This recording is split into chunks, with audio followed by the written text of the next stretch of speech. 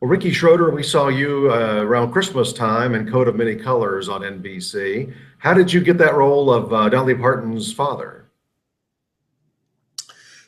I guess it started with Dolly.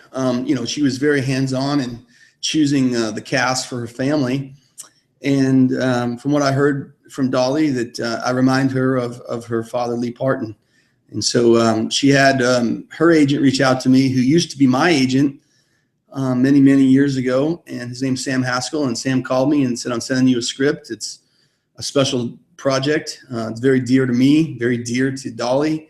Everybody's excited about it, and I hope you are. So I read Coat of Many Colors, and I definitely thought that it was something I want to be part of. As soon as I read it, I said, yeah, I'm in.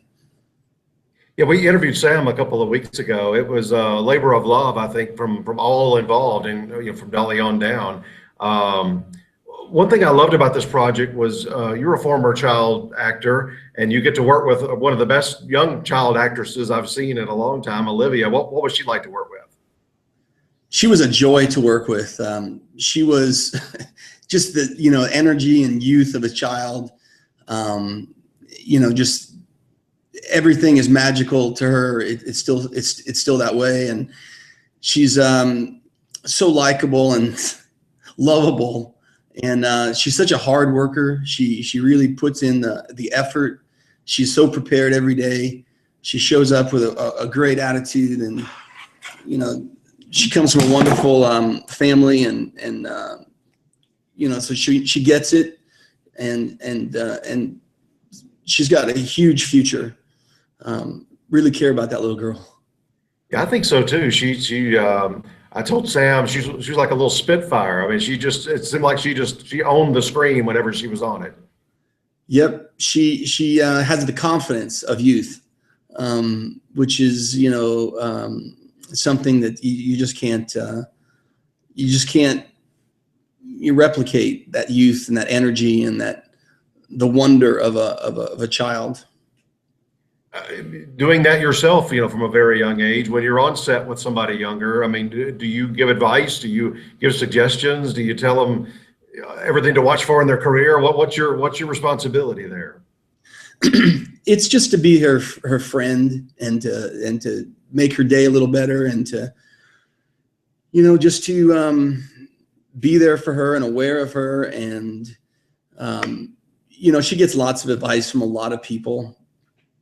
So no, my goal wasn't to be her advisor. It's just to be her friend, and to make sure she's having a good time, and that she's fed, and that she's got enough to drink, and if she has any questions, I can answer them for her. But no, I'm not there to teach her. I'm just there to be her buddy. On this project, well, let me back up. Dolly, obviously very involved. Did she show you photos, videos, audio recordings of her dad? I mean, how did she help you to get this part ready? She would tell me stories. No videos, and I only really have one photo, but she gave me that photo of her dad and her mom. But she would just sort of talk to me about what he was like, how much she loved him, what kind of guy he is. And, that was sort of helpful. The way the plot unfolds, you're taking the kids and your wife to church every week, but you're sitting outside waiting on them to get done for various reasons. Can you talk just about that aspect of the plot? Because I thought that was very interesting. Well, I think that's probably typical of a lot of men that are married to extremely faithful and religious women.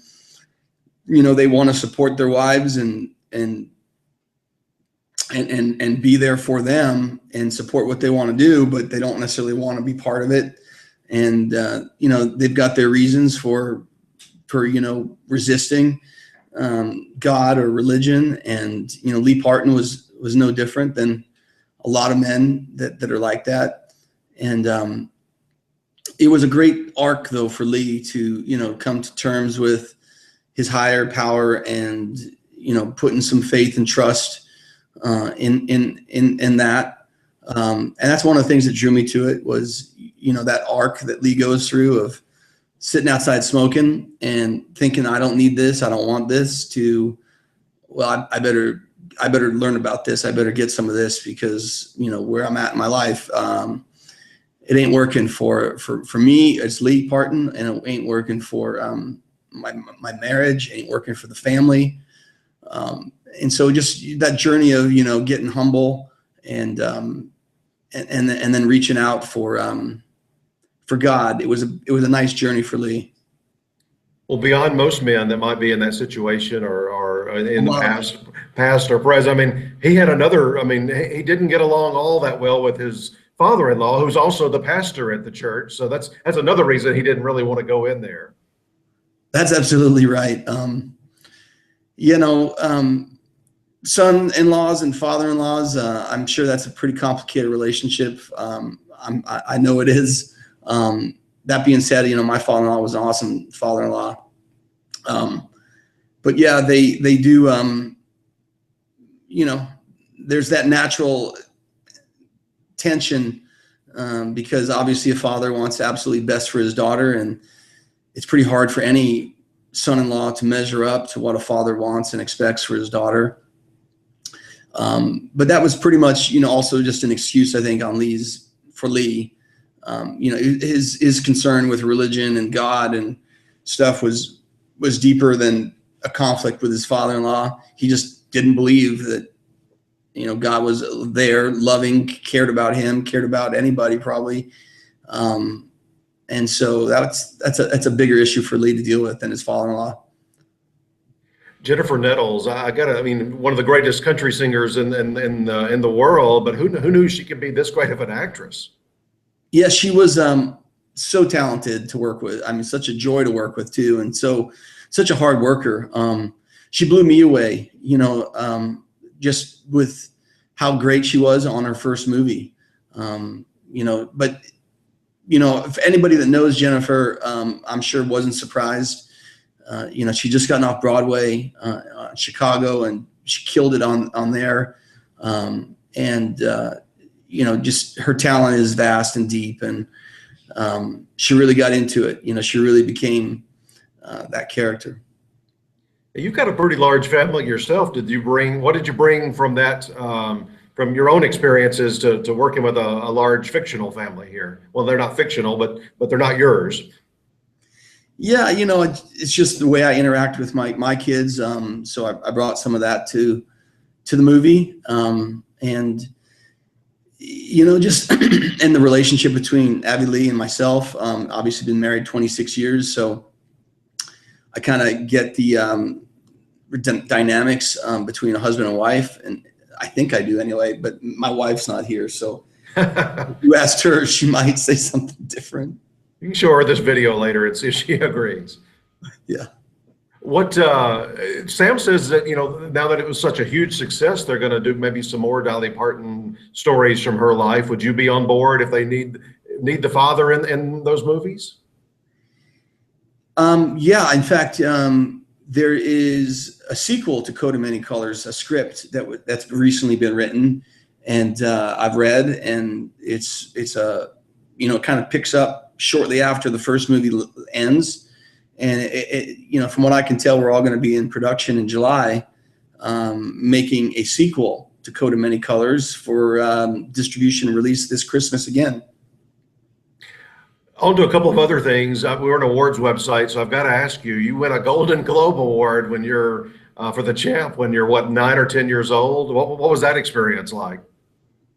Well, if I could remember it, I would share more details with it. But all I see right now is photographs of it. So to me, it seems like a different life. You know, it doesn't necessarily. It's not in the forefront of my mind.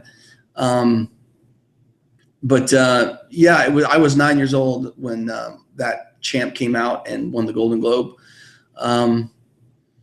It was obviously a great movie, great relationship story between a father and son, and people still talk to me about the Champ.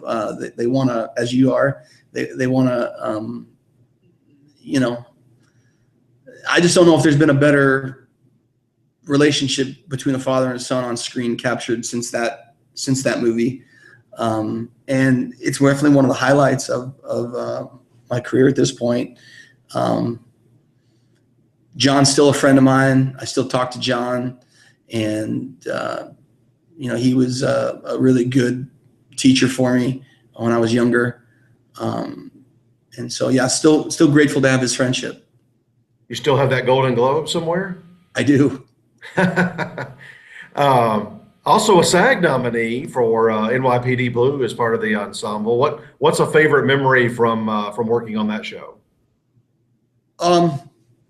It was just like acting boot camp for me, NYPD Blue.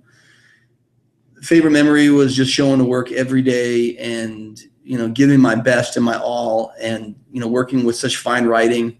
David Milch and the other writers, wrote something that was so special. And, David Milch is famous for his style of work, so oftentimes we would come to work with no script, and, in the moment he would be writing the scene, and, we'd have half an hour or an hour to get ready to do a 5-page scene that we all just got handed an hour ago. And just sort of the, living like on a tightrope, kind of acting on a tightrope, because there was so little prep time, and just the excitement that came with making that show and working with that cast. Dennis Franz was one of the finest actors I've ever worked with. And just really being next to him and the other cast members was a highlight. And, when I made that, I was 30 years old. It's quite a while ago now, but a lot of people hadn't seen me in several years before that. And, just sort of, not failing and excelling and achieving that status as a serious actor was really rewarding for me. Well, I'm a little older than you are, so I grew up on you really on Silver Spoons. One of my favorites of that generation. Was that a fun show to make, or was it just a job, or how did you feel about it at the time? No, I mean, my work has never just been a job for me. I'm honestly, I've thrown my heart and soul into everything I do. It was a lot of hard work, that Silver Spoons. It was 5 years, 100 and whatever 30 episodes. It was in front of a live audience, which I'd never done before, which was a new experience, and I learned to enjoy it. I didn't like that at first, being in front of a live audience, but I learned to enjoy it. It's all good memories. I got friends from that show that I still have today. Alfonso Ribeiro was one of my good buddies then, and he still is today. And I still talk to other cast members, and I got access to free video games as much as I want, because that show is all about the video games and the train and all those kind of toys that we had around at the time. Oh, you had the house every one of us kids wanted. I know. I had the car bed, and the train and the video games and the duck phone and the remote control doors and all those things that kids want when they're young. They want that, but it was really just a set. It really wasn't a house. I really didn't live there. It was all make believe, but no, I have good memories. Get good memories from Silver Spoons. Well, listen. In addition to the Dolly Parton script that you just got, what else you got coming up? Yeah, I'm in production right now on a new TV series producing called My Fighting Season. It's a sequel to the first season, which was called The Fighting Season. It'll air on DirecTV, the audience channel. And this My Fighting Season is a 6-part war documentary series told from the soldiers' perspectives who were there, who fought it, with their own helmet cameras when they were turned on. So it's marrying their combat footage with their voices talking about their missions. Very, very excited about it. It comes out July 5th on DirecTV's audience channel. Well, that's perfect timing for obviously the 4th of July. What made this important to you? Why did you want to get involved? Because there's so many great stories that are untold of what these soldiers have done over the last 15 years in the war on terror. And, I wanted to give them a platform. where we could get to know them and understand them and see what they've done on our behalf. As a grateful person, I'm grateful for what they've done. And there's no better person to tell their own story than themselves. So I'm very, very excited about my fighting season. It's the first documentary war series like this: soldier footage, soldier voices, soldier stories told from their own perspectives.